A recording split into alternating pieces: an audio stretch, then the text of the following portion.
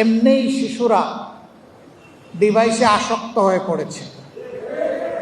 এখন যদি আবার স্কুল থেকে বিরত রেখে তাদের হাতেই ডিভাইস দিয়ে দেওয়া হয়, তাহলে তাদের মেধার মৃত্যু ঘটবে। শুধু কি তাই,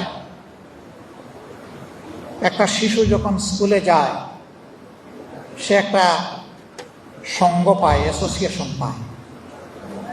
কিন্তু সেই শিশুটা যদি ঘরে বসে থাকে, তাকে যদি বলা হয় ঘরে বসে ক্লাস করুন, শিশুরা হচ্ছে চপলা চঞ্চল। ক্লাসরুমে ঢুকে একটা মাত্র বা দুইটা দরজা, শিক্ষক খেয়াল রাখেন কে নড়াচড়া করে আর কে মনোনিবেশ করে। কিন্তু সে যখন স্বাধীন থাকবে তারে দেখবে কে? সে যদি ডিভাইস টেবিলের উপরে ফেলে রেখে গিয়ে খেলতে লাগে, তাও তো করার কিছু নেই। ঘুমাইয়া পড়ে, তাও করার কিছু নেই। যদি তারা খুনসুটি খেলে ভাই বোনেরা, তাও করার কিছু নেই। এইভাবে মেধার অপমৃত্যু ঘটবে। অথচ আশ্চর্য, আমরা যখন সংসদে জিজ্ঞাসা করছি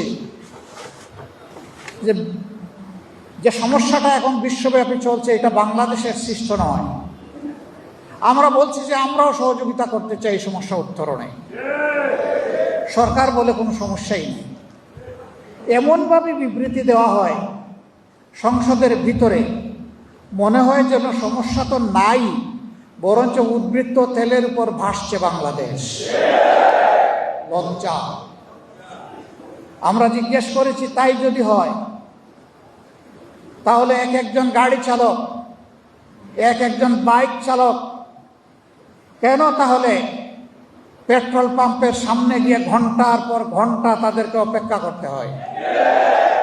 কিলোমিটারের পর কিলোমিটার কেন লাইনে থাকতে হয়? কেন তাদেরকে রোদে শুকাতে হয়? কেন তাদেরকে বৃষ্টিতে ভিজতে হয়? বাইক চালকরা বলছে, আগে 7-8 ঘন্টা দৌড়াদৌড়ি করতে পারতাম, এখন তেলের কারণে 3 ঘন্টাও বাইক চালানোর সময় পাই না।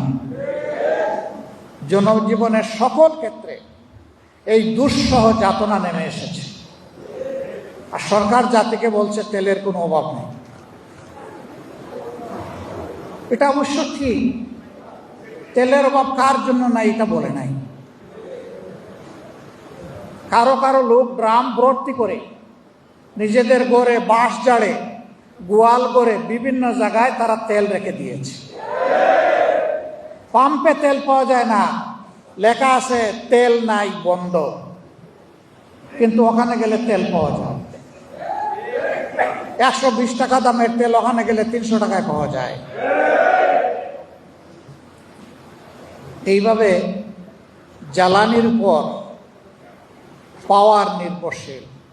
শুধু গাড়ির চাকা চলে না, শুধু ফ্যান ঘুরে না, শুধু বাতি জ্বলে না, এই জ্বালানিতে সমাজের চাকা চলে। মিল, ফ্যাক্টরি, ইন্ডাস্ট্রির চাকা চলে, পাবলিক ট্রান্সপোর্ট চলে। এটা লজ্জার ব্যাপার। সরকার কেন সবাইকে নিয়ে কুলামনে বসছে না? বাস্তব অবস্থা কেন তুলে ধরছে না? আমরা সবাই এই সংকট নিরসনের অংশীদার হতে চাই।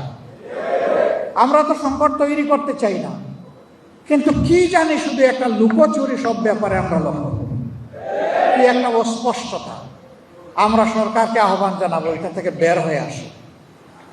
আপনারাই বলছেন সবাই মিলে বাংলাদেশ, সবার আগে বাংলাদেশ, মিলে জিলে বাংলাদেশ।